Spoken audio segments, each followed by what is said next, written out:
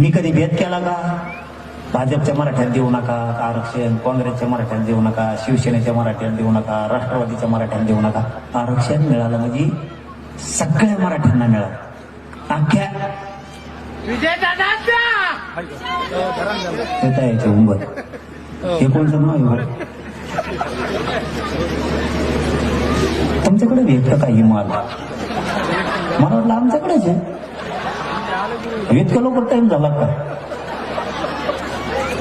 बेकार असेल होय.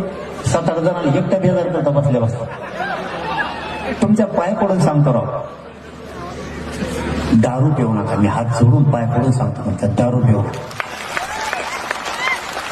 देशाच्या पाठीवर अशी कणखर जाते नाही मराठीची.